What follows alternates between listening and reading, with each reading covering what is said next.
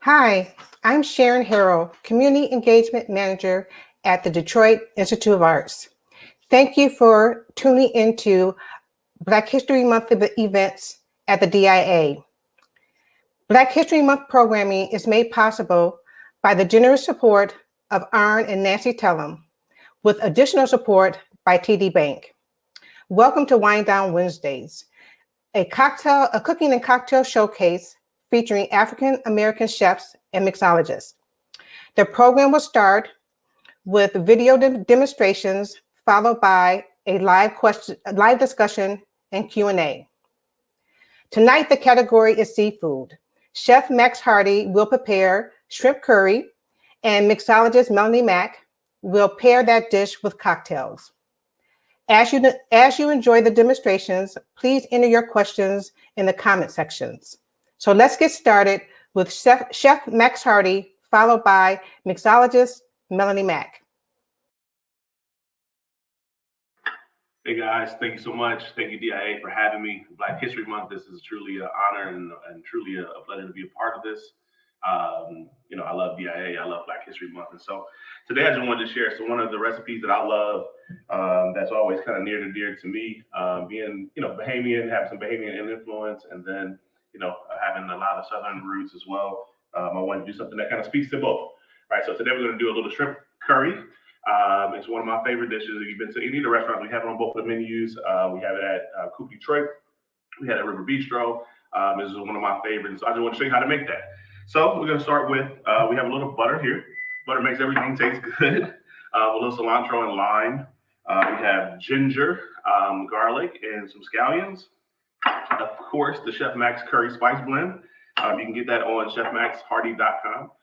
We have all our different spices on there, but our curry love is one of the ones that you can get for this particular recipe. We have peppers that's diced up, yellow, red, and orange. Onions, one of a must to have in curry. And then of course, shrimp. Of course, we have some jumbo shrimp. So you can get those with the tail on or the tail off. I prefer with the tail on because it doesn't curl up and it cooks really nice. But you can get either one. You can get at your local, seafood market. Grocery store as well. So you can't find fresh, you can use frozen and just throw them out. But yeah, this one is a quick, easy recipe. That's great, a lot of flavor. You got the ginger in there, kind of gives you a nice kick. You have the garlic. And then the curry really speaks to a lot of sweetness. And then it has like a little fragrant note with different spices, turmeric. You got a little cumin in there. So it's one of those really fun spices that you can really play with and be careful with it because they stain your counter really well. If you don't, be careful. And then we have a little olive oil. So you use a good regular olive oil, not extra virgin. The extra virgin burns too fast. So you want to use just a regular olive oil. And so you'll be really nice with that. So it's really a one-pot dish, really. You can kind of just have fun with it and enjoy all these different ingredients. And so we're going to get to the stove and we're going to get rolling. So Chef Max, let's get cooking. All right, guys, we're back. We're at the stove. And so I brought all the ingredients over.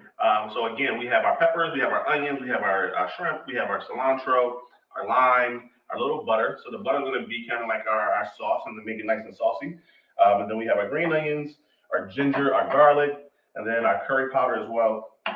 So I'm going to like to start with a nice hot pan. So I have the pan preheating. So we're going to go with a little olive oil in there. All right, we'll go about a tablespoon. All right, get that nice and going, nice and smoky. So what I like to do, I like to add all my fragrant stuff in first, right? So my onions in,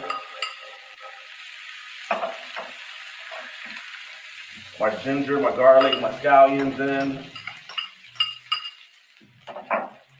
Get the peppers going. All right, so you get all that flavor and then love going in there. And then I'm gonna add a little cilantro. I'm gonna keep a little cilantro for the end, so we can garnish as well. So I got that going. Right, nice and flavorful. A lot of flavor and a lot of smell in there. Ginger, garlic. You have your nice cilantro in there. Scallions.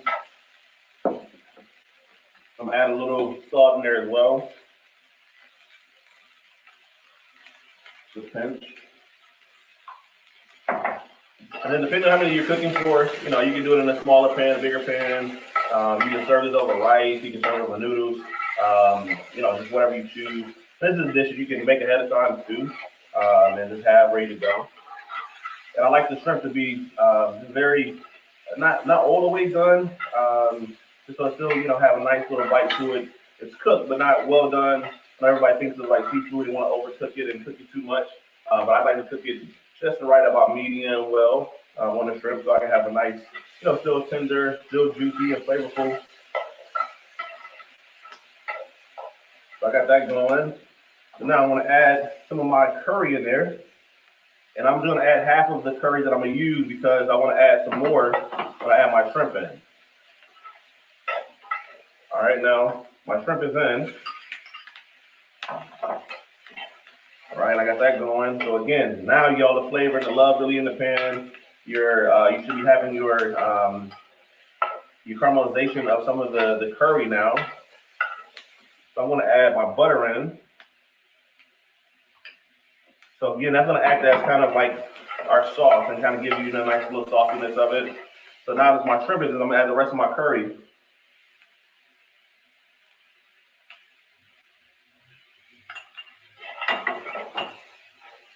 Yep, got that going nice.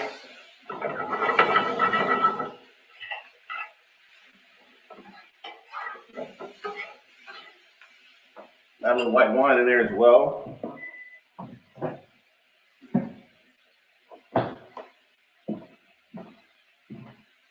Add some white wine in there to kind of kick it up a little bit. You can use any kind of white wine or you know, a Riesling, a Chardonnay, anything like that. That'll make it really nice. And so it's a quick thing, right? It doesn't take long to cook this dish. And it's you know, no longer than 8 to 9 minutes in the pan. Your shrimp's gonna cook really quick. So depending if you're using a gas stove or electric stove, you know, it cooks a little differently. We're using a gas stove, so it cooks a little faster. But it's a really nice dish, just very flavorful. A lot of not a lot of ingredients, but a lot of flavor in the ingredients you have in there. I'll let that go. I'm gonna give it a taste.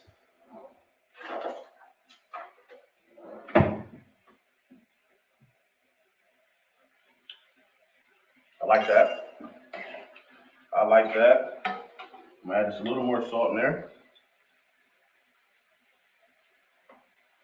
And then I'm gonna add a little bit of Chef Mack's Everyday Spice Blend. Chef Mack's Everyday Spice Blend I'm adding there as well. Boom, boom, boom, boom, boom. So again, you can get this on chefmaxhardy.com. They have all the spices there you can get. And now, that's looking lovely. I'm gonna get a little juice of the lime in there. A little lime juice always makes everything better. I'm not gonna put this in because it'll make it bitter. I'm gonna leave that to the side. But now, you should have a nice little sauciness going on in the pan. You're pretty much there, right? We're pretty much done. Right, again, you can serve this over a nice little Jasmine Rice. You can do some noodles if you will, but it really is nice with a little bit of anything. You can eat it just like this. So again, this is one of those really fun dishes, a lot of flavor, and you can have a lot of fun with this. So I'm gonna add my finish with my cilantro. All right, and there we have it, our curry shrimp. So again, thank you so much for inviting me for this series. This has been great. Looking forward to working with DIA, and I hope everyone enjoyed this recipe. Follow us on all social media outlets, Chef Max Hardy, everywhere. And then check out our website and buy some of our amazing spices. We'll have a Black History box coming out, so please look for that. And then follow us on social media. Come check the restaurants out. Coop Detroit, Jet Detroit.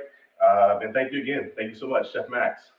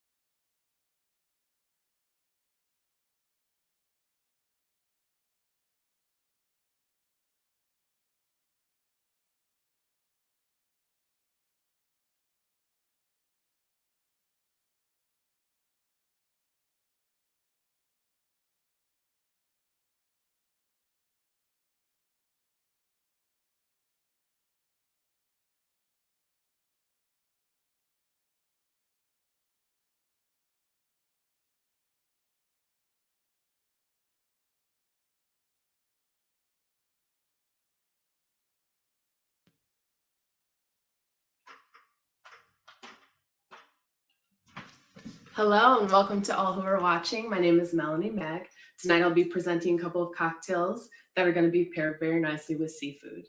So let's get started on our ingredients. First of all, you're going to need Plymouth Bitters, which is a New Orleans bitter, Orchard Apricot Rothman and Winter liqueur, super bright, really delicious. It has really nice natural flavors, and a Brut Cava by the name of Segura. I also have lemon juice that I've fresh squeezed, and we're going to go ahead and get started with our cocktail now. I have a small shaker tin that I'm going to build everything in. We're going to start with our least expensive ingredients first. So 3 dashes of the Plymouth Bitters. 1, 2, 3.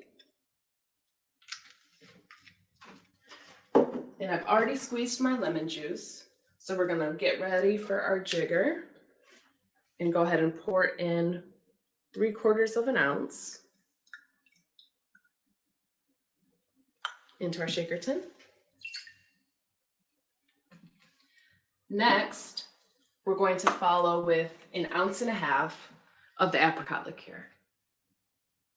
And all these ingredients can be picked up locally at Holiday Market. They're very helpful there. 1.5 ounces in.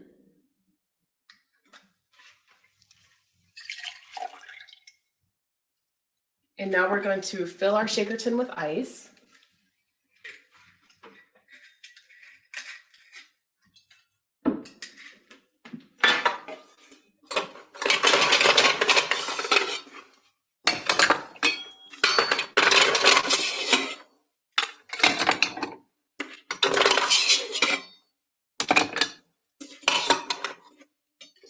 Grab your larger tin, combine and lock your shaker.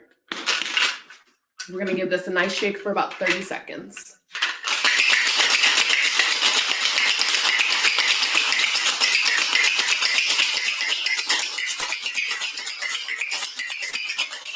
You basically just got to break up those ingredients and make sure your tin's nice and frosty.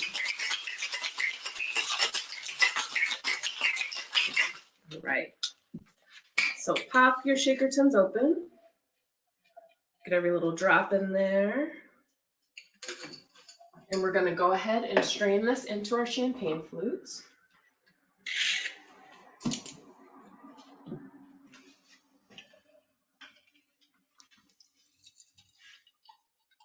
We have a nice, beautiful kind of grapefruit color.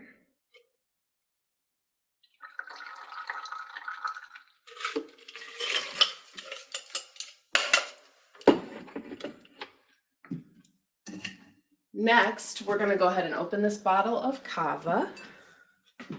And this is about a $12 bottle. I took the foil off already, so I'm loosening the gate.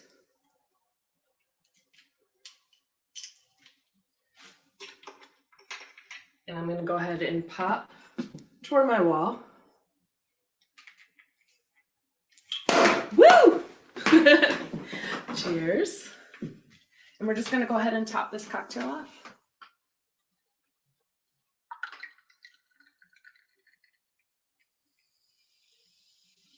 Let it rest for a moment.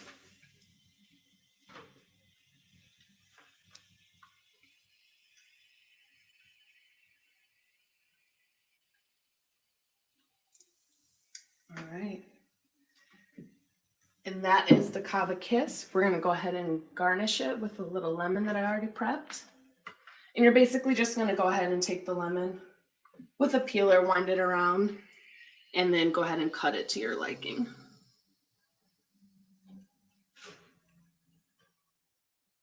I'm going to top that off just a bit.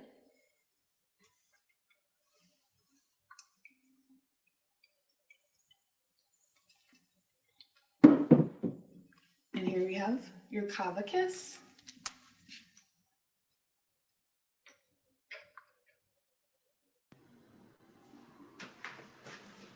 Hello everyone, welcome back. We're going to be making our second cocktail for you tonight. This one is going to be paired with your seafood dinner. So for ingredients, we have Fee Brothers Celery Bitters. We have Cellar Aperitif. We also have Plymouth Gin. And we're also going to be using fresh caper juice and 2 stuffed olives that I hand piped with just a little plastic bag. And we threw a little scallion cream cheese in that. So let's go ahead and get started. I have my small shaker tin, my Fee Brothers Celery Bitters. We're going to add 1 dash in.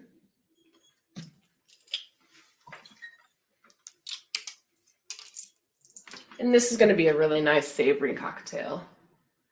I'm excited to show you.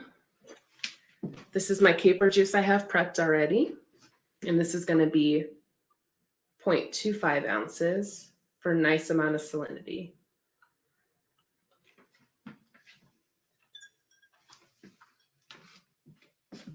Next, we're going to work with our Cellar. The S is silent. And this is a really delicious, I'm using this in place of a vermouth tonight. It's got really kind of funky, like gelatin notes to it. I'm going to use a 1/2 ounce of this.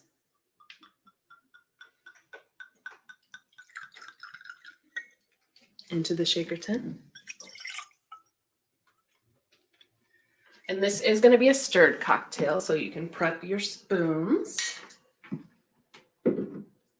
And our main star, the Plymouth Gin.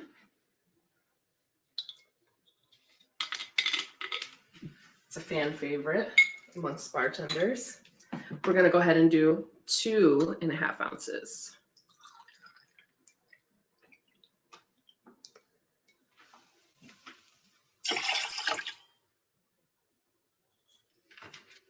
And now we're going to add ice to our shaker tin.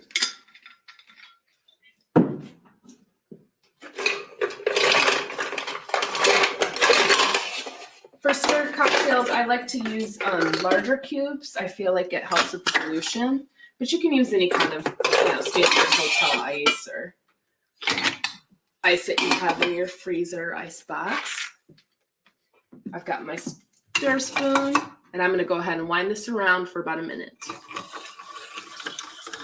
We want the frost to creep up on our shaker tin to make sure we have a nice dilution.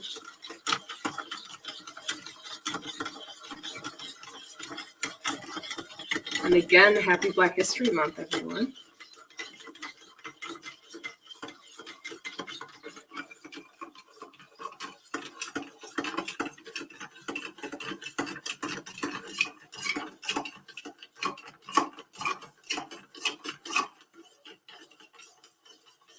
And I'm going to go ahead and do a little test on the back of my hand to see if it's cold enough.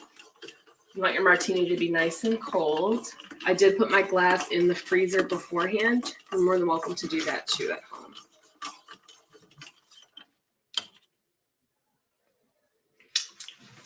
We're going to go a little further.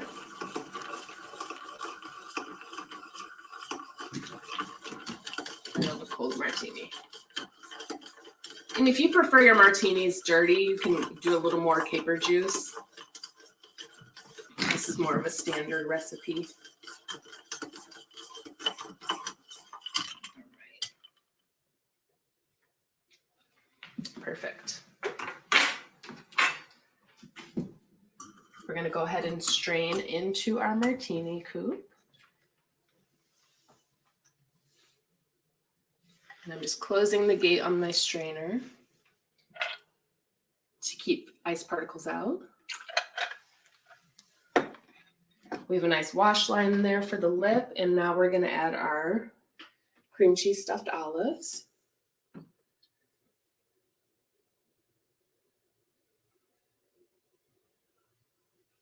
And there you have the high seas.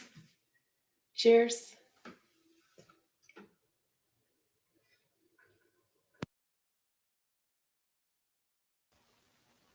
Welcome back. We hope you enjoyed the cocktail and cooking demonstrations. Now, please welcome Chef Max Hardy and mixologist Melanie Mack. Hey, thanks for having Hi. me. Hello. So How are you? good. Let's get the conversation started. All right. Let's start with some introductions. Let's start with you, Max. Yes, I'm Chef Max Maxwell Hardy, owner of Coop Detroit, Jed's Detroit, Hardy Hospitality Group. I'm a personal chef and restaurant owner and author. Wear a few different hats, and so moved back to Detroit about 3 years ago to open different restaurants and be a part of the emerging food scene in Detroit. And so it's been here having a little fun, busy opening restaurants and running around the city. But thanks for having me for this amazing engagement. It's been great. Thank you for joining us. And what about you, Melanie? Tell us about yourself. Sure. So I've been in the hospitality industry for about 11 years at this point. Service industry since I was 14 years old. As soon as I could go and get a job, I was out the door ready to work. So I have been bartending for 11 years, all over Metro Detroit, in the suburbs and throughout Detroit itself. So I am very excited to be here as well. So thank you. So let's really talk about these recipes. So with the shrimp curry, people were asking, I think Bonnie asked, can't you use grapeseed oil? Absolutely. I mean, you can use any kind of oil. Coconut oil would be really nice in there as well. But grapeseed oil is good. The only thing about grapeseed oil is it just burns. It burns faster than like a regular virgin olive oil or just a light olive oil. So I would use coconut oil or grapeseed, or you just use a regular olive oil. Just a blend would be nice too. So you can replace that. So the best oil to not burn, what's that? Yeah.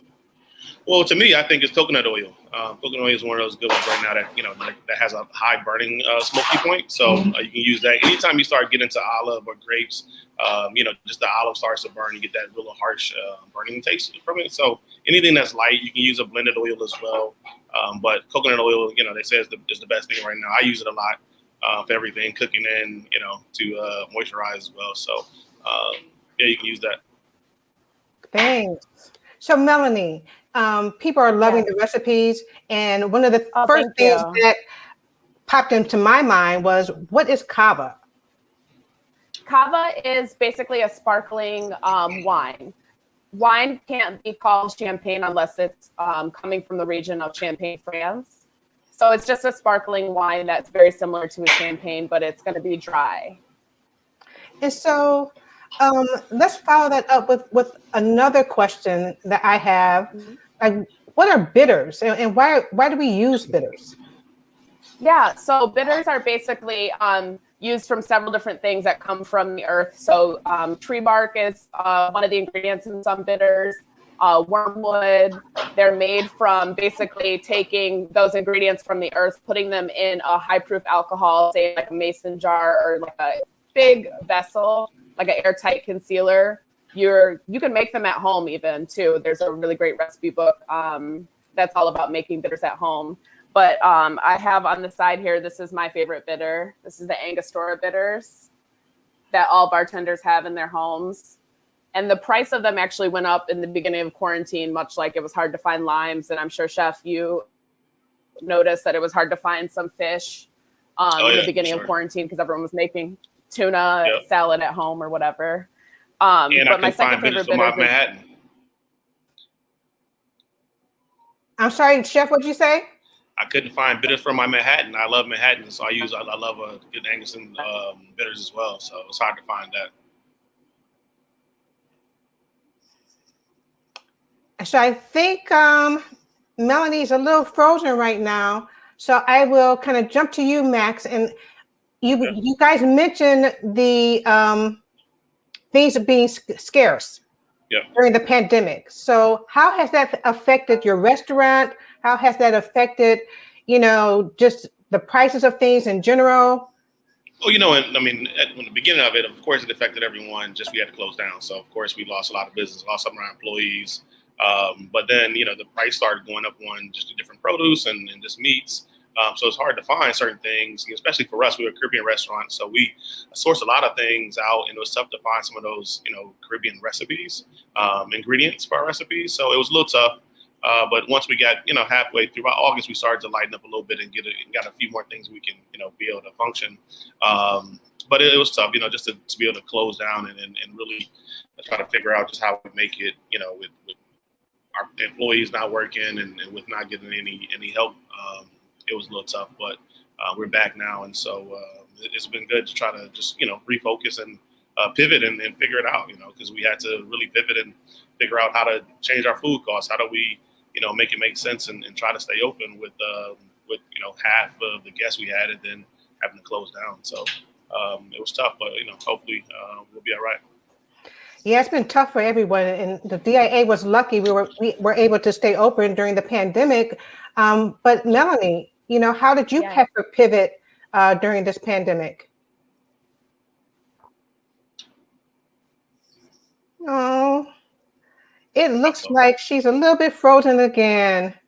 So she'll always technical difficulties sometimes. So let's just kind of skip ahead, and I will talk to you, Max. So yeah, absolutely.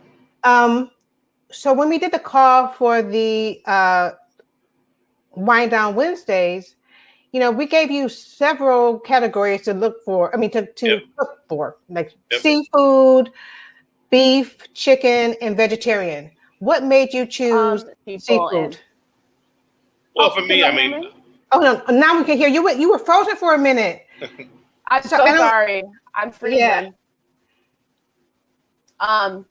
Just to finish your question, I'm so sorry. Yeah. To cut you off, Chef. You're good. You're good. Okay. Yeah. So it was really difficult in the beginning. I'm a people person. I'm used to seeing 200 people a night, and shifting from seeing a bunch of people and then going into like a solitude and a quarantine was very difficult. So I wanted to do something to give back to the community. And I had phone calls from some of my regulars in the middle of the night, like, how do I mix a cocktail? So I figured, why don't I just start doing these cocktail videos? And it really took off. And I made a Venmo account and let people virtually tip me if they enjoyed the videos. And so it was really cool to give some people like something to look forward to. And so do you have classes?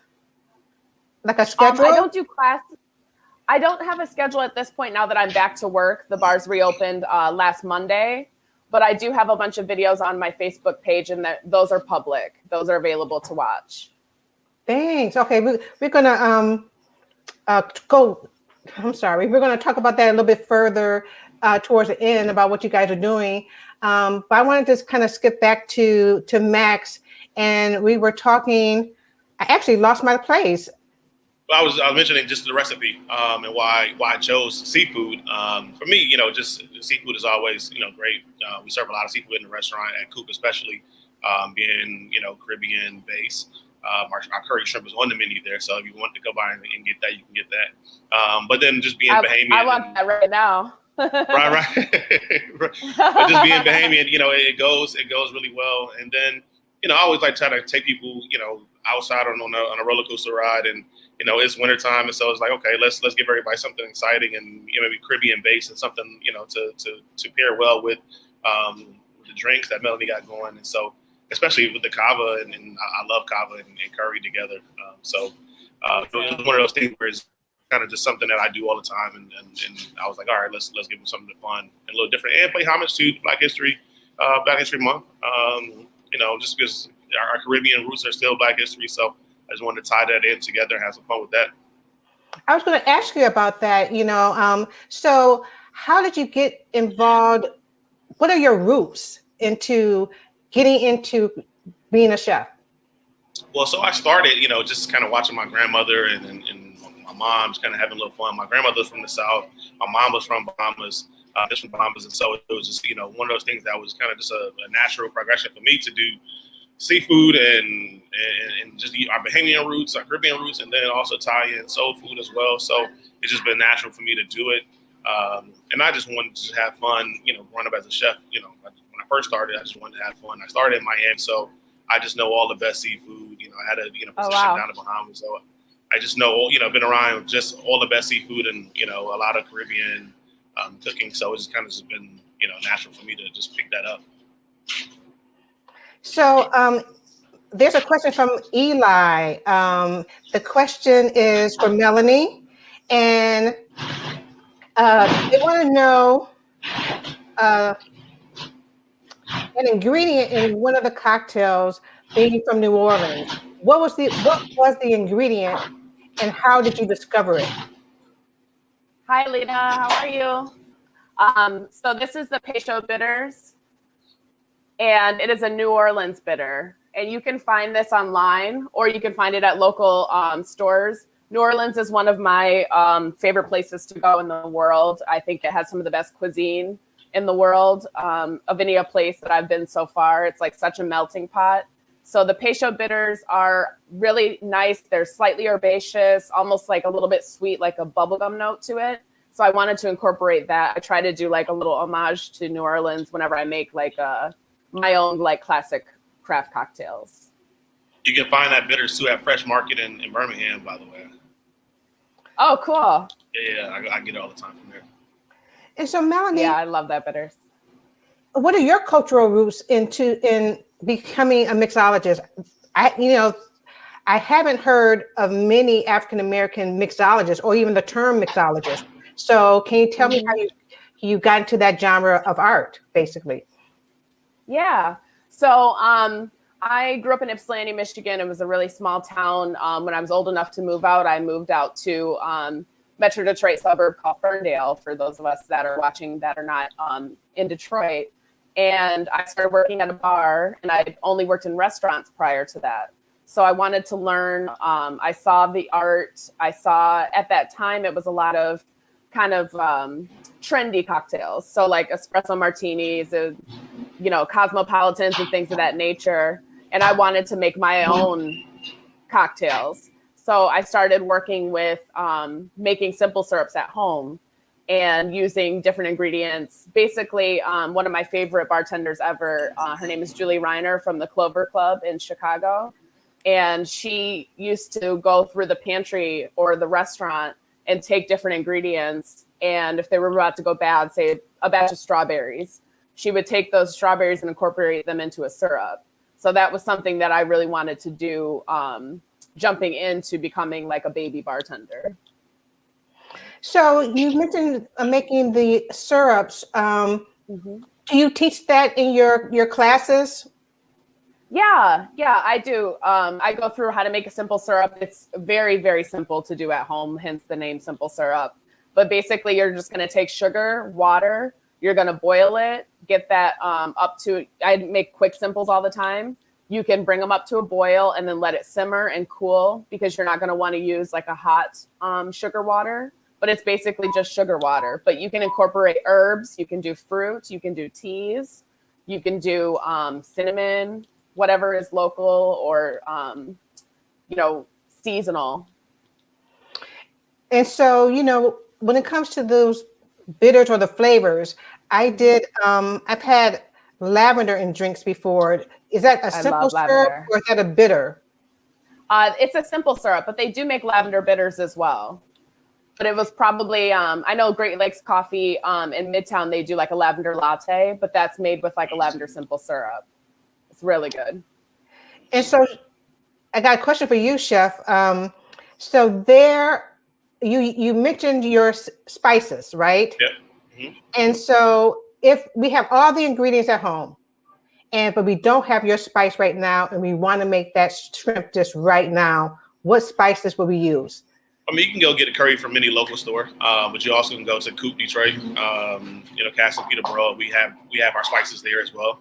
Then you can buy the restaurant and pick some up too. We have some here as well. But if not, you can substitute out with any kind of curry you choose. And then the everyday spice level, I don't know if there's anything that's exactly like that, but if you wanted to mix it, you probably can mix it with like a Mrs. Dash because it has no salt in it. So that would be kind of the closest thing to it.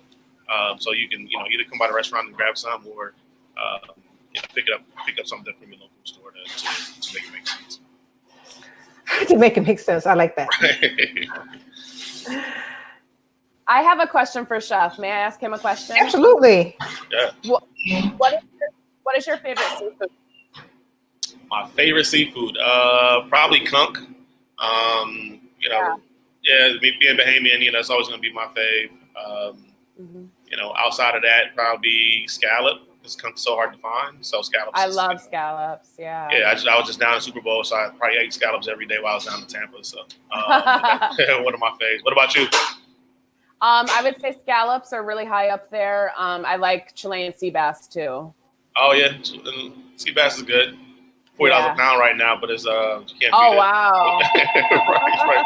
One of the best. A lot of flavor. We got to come back and do something with sea bass one day. We'll do a sea bass and you do a cocktail, or you cook the sea bass. I'll make a cocktail. Yeah, let's do that. That would be interesting. Right. That'd be fun. Maybe we'll be able to bring you guys back to do that, to do a switch, Yeah, that'd be good. I would love that. That'd be really cool. That almost led into another question that Nancy asked. So she wanted to know what your favorite drink was. Oh, that is so hard. I love celebration and I love imbibing and having a reason to cheers. That's one of my favorite things. So my favorite cocktail right now, I would say, is a champagne cocktail that has creme de violet in it. It basically tastes like liquid violet candies from the 1920s with lemon juice and topped with cava. So it's like sweet, it's like a little bit tart, it's really bubbly and effervescent.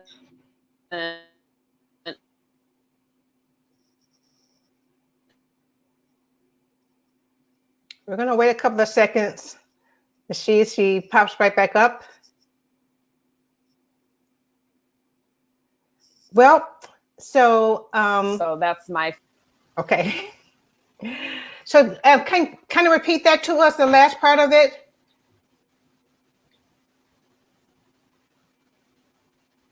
Oh, hello. No. Yeah, hi. Can you hear me? Yes, I can. Sorry about that. So the last part of that, we kind of missed. But here's a question from Sarah. Oh, what are the first 3 classic cocktails aspiring mixologists should learn to make? Yeah, I would say an old fashioned is across the board. It's a delicious classic. I find that people of all genders, all shapes, all colors love an old fashioned. I don't like when people say like, give me a masculine drink or give me a feminine drink. I find that an old fashioned is, non-controversial. So I would say that one. I would say a kind of like a traditional sour. I love egg whites in my cocktails. I'm very adventurous when it comes to my mixology and my craft and stuff. So usually when I go to a bar, I sit down and I ask the bartender to give me a dealer's choice. So it's basically whatever they're drinking or playing around with at that time. So I would say, sour of some sort with egg white, an old fashioned. And then I love champagne cocktails. So I would say champagne cocktail because that's pretty simple to work on. So Chef, I have a question for you. Yep. What is a culturally significant or family recipe that stands out for you as an inspiration? Well, as inspiration. So I'll give two parts. I'll give the Caribbean side. So the Caribbean side, of course, is conch. So conch salad, conch fritters, stew conch is always going to be, what you just see that I would make if I'm thinking about Black History Month and thinking about the culture of, Bahamas and being Bahamian. But then, fried chicken is always going to be something I look at and be like, oh, I like fried chicken, but I'd like to do a spin on it, kind of make it a little healthier. So like I just did a corn flake crusted baked fried chicken. And then I made a collard green salad with cornbread croutons. And then like a real buttermilk dressings. So just playing on the classic, fried chicken, but then also, kicking up with a collard green salad versus the standard just collard greens that everyone makes. So just off the top of my head, those would be the two that stick out to me that I love to make. And that plays kind of true to me, and it brings me back to Black History Month. So can you explain conch? Because, I just started hearing about conch really the last 2 years. Okay. Yeah, so it's the official meat of the Bahamas, and so it's a shell. When you see people like blowing the shell on movies, that's the shell that comes in. So it's nothing but a muscle, kind of reminds you of like a razor clam flavor wise, and when you're chewing it, it kind of reminds you of a razor clam. But to me, it tastes sweet like a scallop.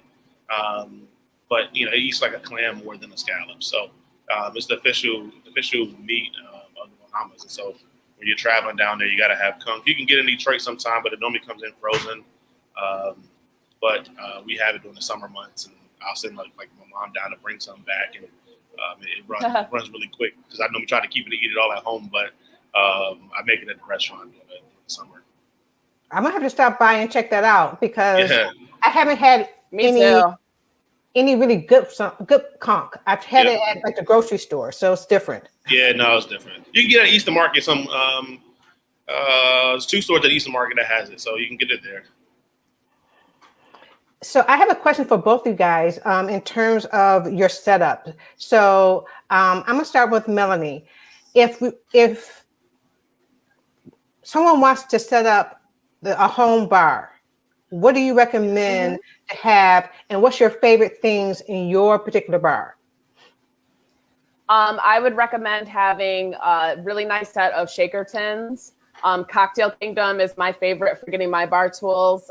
They have really amazing, like sturdy cocktail tools. So I have here my jigger, which is just a measuring tool for liquids. And this goes up to 2 ounces. I recommend if you're wanting to play around with cocktails to go ahead and get a measuring tool, just because it makes it easier to make a well-balanced cocktail. I also would recommend a cocktail spoon for stirring cocktails instead of shaking them. So a cocktail spoon, I would say a jigger for sure, and then a really nice set of shaker tins, a small and a large one. I got my first a jigger and shaker this year. I got my first jigger like a week ago. So that's awesome. So that's what awesome. about? Thank you. I'm proud of it too. I have my whole little bar set up. What about you, Chef? In terms of your kitchen, what are the tools, the essentials that everyone should have? Well, for me, a good set of knives is always going to be good.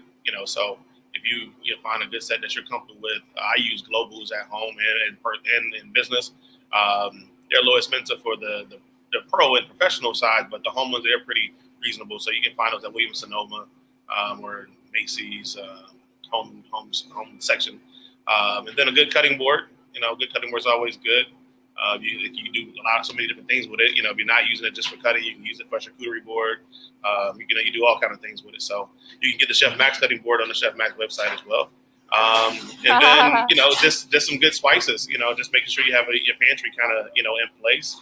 So mise en place means everything in place. And so I just try to make sure all my mise en place is in place. Have some nice little mixing bowls. That way you can make things look good when you're cooking. If you have guests over, you want to entertain, just making sure you have some good nice bowls to put your mise en place in a good plate set.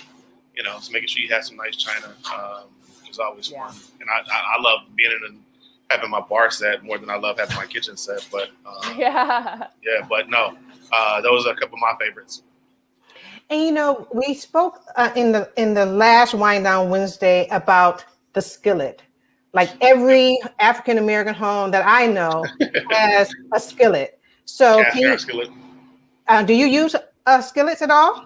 Yeah, I love to do everything in cast iron skillets. So I like to bake in them. I definitely make cornbread in them. I fry in them.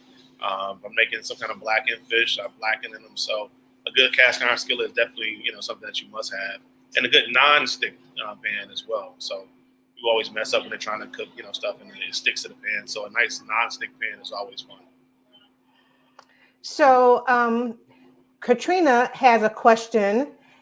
She says, as we celebrate the wonderful accomplishments of African Americans during this month, is there a cultural drink and dish both of you recommend viewers try? I'll take it.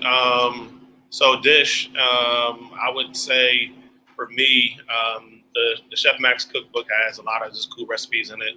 One of my favorites that stick out to me, just because Melanie loves sea bass, It's our sea bass recipe that's in it. And then we have a black eyed pea hummus that's with the sea bass. And so for me, that's one of the dishes that stick out for me that's in the Chef Max cookbook. So. And so, Melanie, I've been reading a lot about African American liquor brands and wine brands, and I've seen like Black Girl Magic, and I've seen Uncle Nearest. Are there any African American brands of liquors or wines that you know of that you can recommend or suggest? Yeah. So I think we're all like somewhat familiar with like the celebrity brands, like a Douce or Ciroc, but you can find on a website called it is barsbybanks.com. It'll give you a whole list of different liquors that are made by African American people. So one that is pretty interesting is a gin called Ingenious, and you can find that available online. It's kind of harder to find in Michigan, a lot of the African American products for some strange reason. But our liquor commission, that's a whole nother story for another day. But but yeah, I would suggest checking that out. You can Google too, different brands. I'm not as familiar with, I know more black sommeliers than I know black winemakers. So that's something that I want to research and kind of dive a little deeper into myself. And so Brown Estate is a good one. Brown Estates and Black Girl Magic, they're good. Wayne Wade is one of the wines that just had a celebrity brand, but it was really good. So you can find a lot of Black-owned local stuff at House of Pure Vin if you're looking for wine. Oh, that's right. That's right. Awesome, I have heard of that place. I haven't been there yet. I'm excited to check it out. I haven't been there yet either. Great store. So, Chef, what kind of wines do you have in your restaurants, or do you have alcohol in your restaurants? So Jez, we do not. Coop, we have 2 bars, and so not a lot of wine, just mostly spirits. So we carry a little bit of everything, from Uncle Nearest to all the normal brands. But you know, I'm a whiskey drinker, so I make sure to keep Uncle Nearest there. But at Jez, we do not. But our new restaurant, Honey, that's coming, will have a full bar, and it's going to be Afro-Cuban, so it'll be a lot of rums and Afro-American, you know, just liquor brand companies, you know, across the board. So we'll only pretty much carry just Afro-American brands, but yeah. So that reminds me, I have a quick question, if I may. I have all the questions for the chef. Good. Have you read the book by Shannon Mustapher called Tiki? Yeah, I love that. Yeah, I got to meet her. I got to meet her in Detroit, and she signed my cocktail book, so that was really cool. Yeah, I met her in New York. I think about a year ago. That's amazing. She is the second person to ever write a craft cocktail cookbook or cocktail book. She should have got a James Beard for that. Yeah, I agree. So what is that, a James Beard? It's like being the president of chefs. It's the highest ranking, you know, award you can get as a chef or a mixologist. Different restaurants you can get one. You know, having one of the top restaurants in the city in the country. So different chefs, different mixologists, just different restaurant owners. You know, just get this prestigious award once a year. They have a James Beard house that we can go and have different, you know, cooking experiences there with different chefs from all over the world. It's in New York, so I had the pleasure of doing a dinner there. So, one of my favorite places. So real quick, give me 2 books that you would recommend, both in mixology and in cooking. Do you want to go or you want me to go? Yeah, go ahead. Go ahead. So there is a place in Chicago that came out with a cocktail book last Christmas, and it's called The Aviary, and it's really thick. It's maybe $100 to $180, somewhere in that price range, but it's beautiful. It's like all about like molecular mixology. And so it shows you how to make syrups. It shows you technique. It shows you how to work with ice, like cutting down your own ice at home. It has tools. Also, the bar book is very technical if you want to learn how to bartend from like a base level. A lot of bars like that are craft cocktail bars will give like a certain book that they find to be like their basic Bible. So the bar book, I know a lot of bars in Chicago use that as like their bar Bible, but the aviary is amazing. For me, Chef JJ, Between Harlem and Heaven, one of my faves. Great book. And then, I don't know, probably Kitchen Confidential is a must read. And then both of my cookbooks got to be there too. But yeah, the last cookbook was with Rohan Marley. Is a coffee cookbook. So playing with coffee and cocktails with coffee. So Melanie, I got to make sure I get that over to you. Oh, that would be great. Yeah. That'd be great. I'm So going to come in for that curried shrimp. So come on in. Let me know. I think we're all going to come in for that curry shrimp. yeah. So let's do some shout outs. Name some African-American chefs or some African-American mixologists that you, that motivate you or inspire you or that you just really appreciate. Let's go with you, Chef. Far as chefs, wow. Chef JJ I just mentioned in Harlem. He's one of my faves. Chef JR in DC. Chef Troy in Miami. Chef Richard in West Palm Beach. Chef Lucas in Haiti. So I can go on and on. There's different African American chefs that I love and I adore. But those are a few for me. Here in the city, locally, Chef Taz. Who else? Chef Chris over at Savannah Blue. Some of those are my favorite guys. Nice. So what about you when it comes to mixology?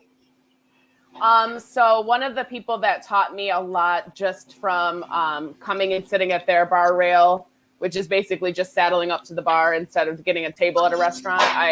Everywhere I go, I only ever sit at the bar because I like to watch what's going on. I like to see how people give hospitality to others. I like to see just their techniques. And one of my favorite people in the city right now and for years is Cottrell Thomas. He goes by KT. He was a bartender at Sugar House, Wright and Company. He's currently working at Monarch Club and Park in Campus Martius. So his hospitality to me is bar none. But there's lots of Black bartenders in the city. I was blessed to be in a feature last year. And for leap year, there was 29 days in February.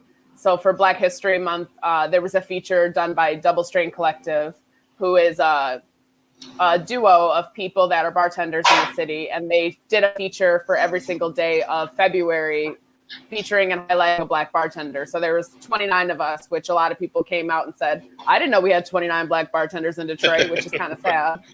But it's really cool. You can check them out at doublestraincollective.wordpress.com. And the other thing, I didn't know that we had so many African-American women mixologists either.